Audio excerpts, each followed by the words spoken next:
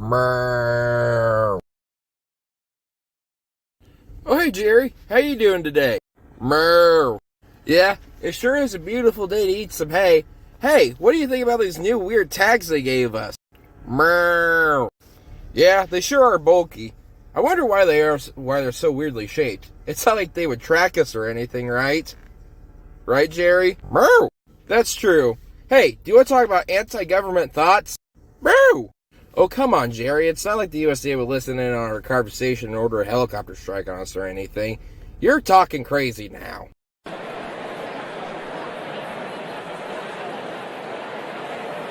Ugh, just another boring day in the USDA office. Why did I ever take a job at the USDA office? Sir! Ah, Mr. General, sir. What brings you to the USDA office? We have reports for one that RFDI tags that cows are having anti-governmental thoughts. We can't have that now, can we? No, we can't. Private May, order a helicopter strike, now! But sir, won't that hurt things? Since when do you care if we hurt things? Never, sir. I was just messing with you. One helicopter strike coming up.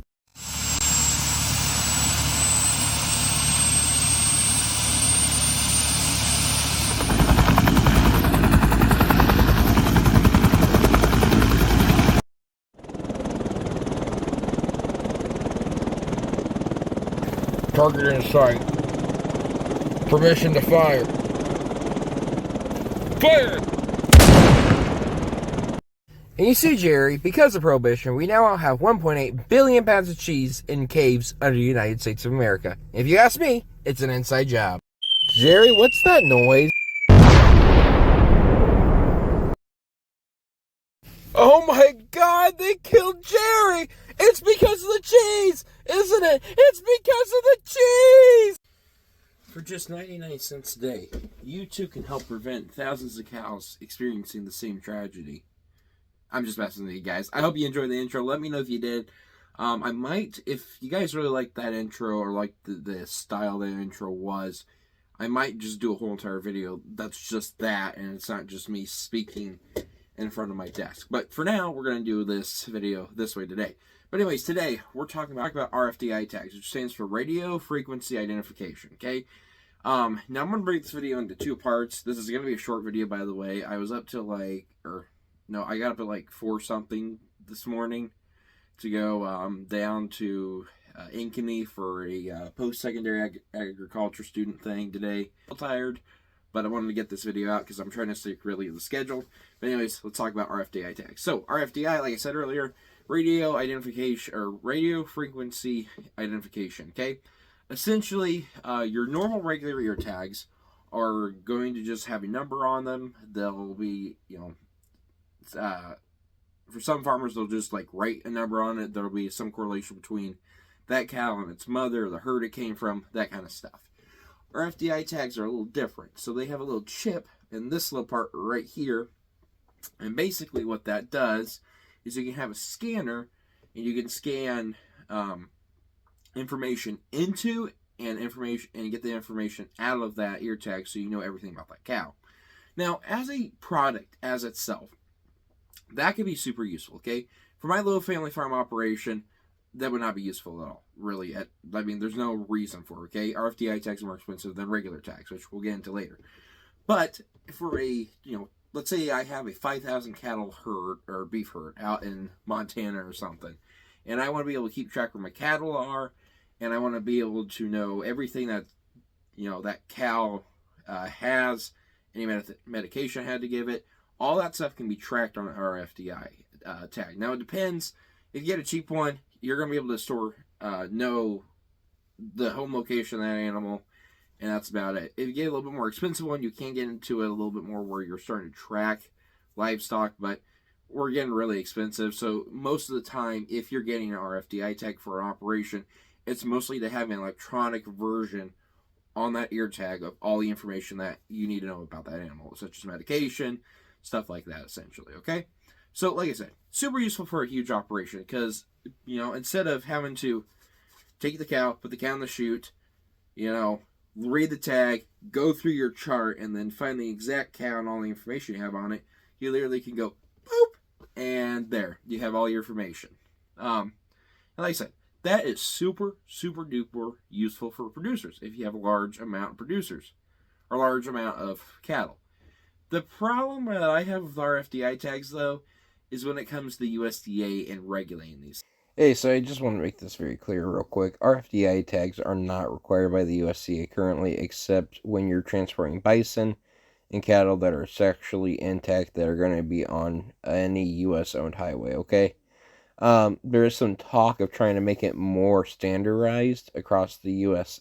or the ag industry, and that's mostly what I'm talking about in this video, why that's a bad idea to do something like that. But I want to make that clear. It's not an actual law unless you're transporting bovine that are sexually intact. You need to keep track of those guys. But yeah, so this video is mostly talking about the hypotheticals of them. Also, later this video, I say Iowa raises 300 million hogs. Again, it's like 1 o'clock in the morning when I'm recording this, and I was up from like 4 the day, yeah, I've been up since 4. Iowa raises anywhere from 25 million to 30 million hogs, which means that'd be 25 to 30 million dollars on cheap RFDI tax if they did something like that. So I just want to make that clear, because I just wanted to be clear that I realized how I said it didn't really make any sense. So yeah, enjoy the rest of the video. Things, okay? So you have to understand, back in, I believe it was 2018, 2019, they tried to get a law passed to say, hey, we're going to start mandating you have to get RFDI tags. That was supposed to come around like in 2023. There was a bunch of cattle producers, a bunch of pork producers, a bunch of goat producers that pushed back against it. It's like, no, this is a terrible idea. USDA kind of backed off. Then in 2024, they're like, nope, we're doing this again. And that's kind of been the trend. They started pushing this again. I've actually had experience with RFDI tags. Me personally, I hate the things. Not because they're a bad piece of technology, simply because they suck to put on. Our extension office, when they first got them, they only had one thing. So they only had one, I guess if you want to call it a gun. It's not a gun, but essentially you squeeze it and you put everything on it and you release it. Tagger. It's a tagger, not a gun. It's a tagger. They had one tagger that could actually do the RFDI tags. Prior to that, they just gave you a regular tag that was a USDA tag, so they knew where that animal was at. They track all that information. And essentially, well, the original ones were super useful. But when they started getting these RFDI ones, they still had the original taggers. And what you have to understand is the back part is that electronical piece that holds all that information. So you literally, half the time you go to extension office, borrow a tagger if you didn't have one or anything like that. Like we didn't have one the first couple of years we were in operation. You would accidentally get the wrong one and then you couldn't get the tag on. It just wouldn't want to go on. They're kind of a booger to get on. But it's not like it hurts the animal or anything. It's like, for my ladies in the audience, getting a tag on an animal is kind of like getting an earring almost. It's it's the exact same kind of process. It's a lot more streamlined though. Instead of like taking the ear, poking the hole, rinsing it out. Typically you'll put stuff on the tag that's going to cut through the ear that's supposed to be antibacterial and stuff like that, and then you'll tag the animal. Now, getting back to the regulation and stuff. So as a RFDI tags as itself, as a piece of technology, I think is super awesome. It's a cool little piece of technology. It's absolutely useful to some producers, but I think regulating it and making it where every single farmer has to use it is a really, really, really, really, really dumb idea. Okay, first and foremost, a lot of people who say RFDI should be regulated and every farmer should have to use it, typically point to the issue of food safety. Okay, well, we want to know where our food's coming from, and RFDI is going to allow us to do that. But you have to keep in mind that the ear tags we already use currently and all the paperwork you have to fill out when you take an animal to either to a packing house or to a sale barn or stuff like that, it's basically you're going to be able to figure out all that information the same exact way. You have to fill out so much paperwork. They have to track these animals, all that stuff. And while it streamlines the process, it's not necessarily better at it. RFID chips can still screw up, and the thing is, if you're fully relying on the RFID tag to fully be there, and that's the way you're going to get that information, when it fails, you have nothing to fall back on. Now, usually most places will still write down information, but RFID tags don't necessarily do a better job than your other tags. Yes, you can get the information quicker, but if you have someone who's good at tracking the information, you have all the information down like you should, as a packing house or as a sale barn, you can figure it out. You can put it together. It's not. I know a couple guys that have worked around this, that work at sales barns and stuff like that, and you can figure it out. So a lot of people will say, well, it's better at it. It's not necessarily better at it. Yes, you can get the information quicker, but again, you can do the same thing way cheaper. And that's the other thing. RFID tags, depending on the variant, from what I found, it can be $1 a tag all the way up to like $10, $11 a tag, maybe even more depending on how much technology you want. And a lot of people in the USDA that want to regulate this and make every farmer do it, they want to make it free so farmers don't have to pay for it, which is awesome. But I'll give you a quick number right here. Let's say they go with the cheapest tag, that's $1. Okay, they can do a $1 tag for every animal. Okay, in my home state of Iowa, we raise over 300 million hogs, okay? That would be over $300 million extra that the U.S. taxpayers are paying to just get special tags for these animals, okay? And like I said, RFID tags aren't bad technology. It's just a bad idea to regulate it, okay? Make everyone do it because it's more expensive, and we already have a process and a way to do it.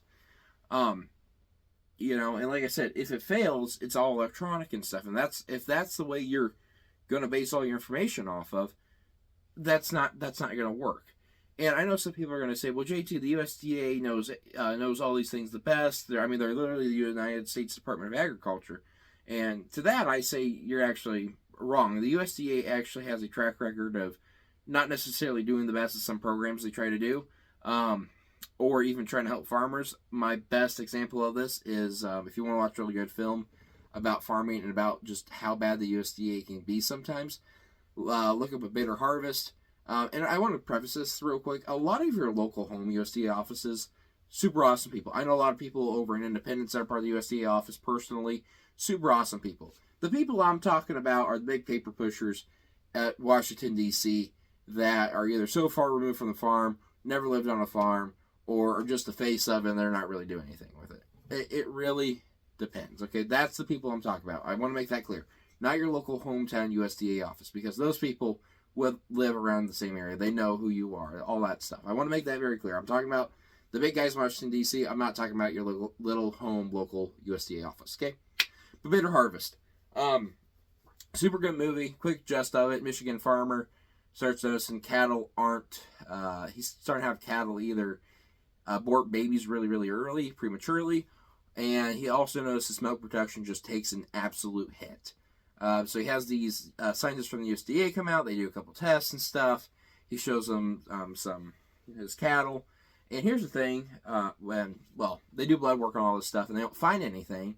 And so they simply say, "You're just not feeding your animals enough." Now, what you have to understand about the situation is the gentleman, all of his cattle looked healthy, but there would be ones that would be unhealthy at certain times, and they would get sick, and then they would eventually die. Okay.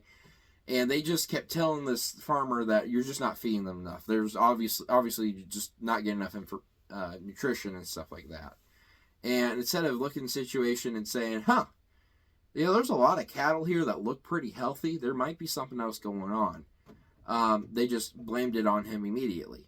And eventually he figured it out that there was an additive he was adding to his feed. I can't remember if the co-op or if the feed mill was screwing up what the additive was supposed to be, or if the additive was, I think the additive had something wrong with it to where it was like blocking the internal digestion of the cattle, and that caused them to become malnutritioned. But the additional part of that too is it also made it, the other part of it too, I don't know what I was going to say.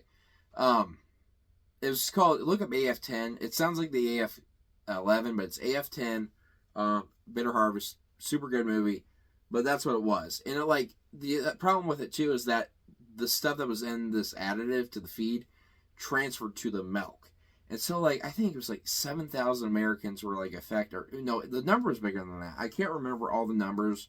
I might do a video on this on its own, because seriously, doing a 3-minute segment of this is not going to do it justice. But my point is, from that, again, if you want to watch a movie, Bitter Harvest. Super awesome movie. I love it. It's good. It's a very good movie. Fair warning, if you do have small children, though, there is a scene where they kill a calf to do an autopsy. Unfortunately, it's just the reality of farming. That stuff happens. So if you have a small child, just keep that in mind. It happens like in the first 3 minutes of the movie, and then after that, nothing like that ever happens again. But still, super good movie. Awesome movie. Anyways, moving on. My point with doing all that is the USDA doesn't necessarily have the best track record with upholding everything. And the problem with our FDI is that you're basically you're saying, well, I want to make everyone do this singular program so we can track where all this beef, pork, lamb, and goats are coming from. And, that's awesome, but the problem is the logistics of it, okay? First and foremost, with government contracts, it's usually the lowest bidder wins, okay? Which means the technology may not always be the best, okay? And like I said, they're already starting to implement RFDI. The whole entire deal is that if you take the livestock on state-owned or federally owned roads, you have to get them RFDI tagged, which is pretty much every road to get to a packing house, or to get them to a sale barn, or to get them to their location wherever you need to take them. It's an insane amount of money to put to a program that is supposedly going to fix a problem that's not really there. We can track animals back. You have to fill out so much paperwork anymore going to packing houses and taking stuff to barns and stuff. They can figure out where an animal comes from if a disease comes from it, okay? It's like I said, yes, RFDI is quicker, but we need to look at the benefits versus the cost. And the benefits they're a step up above regular, identification, knowing where the animal is, but the cost is like up here, So that's the whole entire deal. And I try to figure out the numbers of how much it's going to cost Americans, but to be completely honest with you, it's really hard to figure out, because every animal that's livestock that produces some type of product, whether that's wool, milk, or meat, so either consumable or wearable or something like that, every animal ever is going to have to get an identification tag of that. That's the eventual goal of them. But see, the problem is that includes show animals, that includes regular barn animals, it includes all sorts of animals, and it's just really hard to figure out the numbers on that. Like I said, I try to figure it out, but just know it's going to be a boatload of money, okay? And I know when I first started this video, I made the joke, well, they can track where your cattle are and stuff like that. And that's another upside to this. The DNR and some other departments that focus on natural resources actually do use RFDI to tag and track animals and see where they go. And see, I think that's an awesome use of that technology. You're not tagging a whole entire herd. It's not costing me an arm and a leg. You literally tag a couple animals and you see where they go, and you can figure out all this cool information. It's that makes sense to figure out, what's wildlife doing, what patterns are we noticing, how can we, make this information helpful. But tagging every single animal that's going to produce some sort of product for a consumer in America, that it's just so much information that's going to have to be there. And additionally, it's just so much money. And like I said, we have to look at the benefits versus the money. Yes, it's quicker identification, it's quicker all this stuff, but the money's going to be through the roof to get these tags, okay?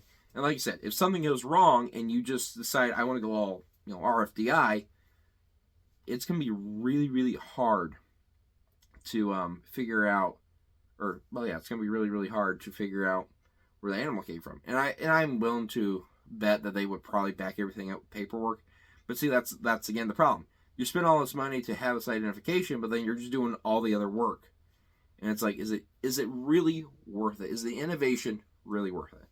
In conclusion, RFDI is a super cool technology if you want to use it in your own farm, especially for really, really big farmers out west that have just these huge, huge pastures, and they want to know where their livestock's at, or they need an easy way to identify what kind of vaccine or what kind of medicine that animal needs. That's a really good use of technology.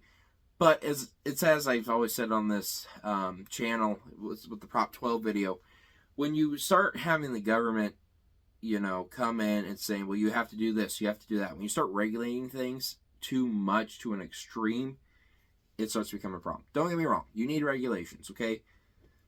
America has one of the safest food supplies actually, it has the safest food supply in the world. We're one of the number ones. One of the number one. I'm sorry. Brain don't want to work tonight. Will you understand? America really good at food safety, okay? Capiche. But we're also really good at producing really, really, really cheap food, or affordable food. I know right now egg prices, everything seems to be going up, but it's been going up for the last 4 years, let's face it. And it's going to take time for stuff to go down. But the whole entire point I'm trying to make with this video, I'm getting off track, is that when you have a government try to regulate something and make it, well, this is the way you have to do it, it just makes things harder on the producer, and it makes things more expensive for the consumer. Again, the numbers are really hard to figure out because you literally were talking about the whole entire livestock population of the U.S., which far exceeds the actual U.S. population. It's insane. But I hope you guys enjoy this video. God bless you. Please let me know if you guys enjoy the intro. That took me like 2 hours to work on. But I found it personally hilarious. So if you guys would like to see me do more videos like, I guess if you want to call it really crappily animated, please let me know. Drop it in some in the comments. Again, I appreciate your guys' support. We'll see. God bless you. We'll see you in the next one.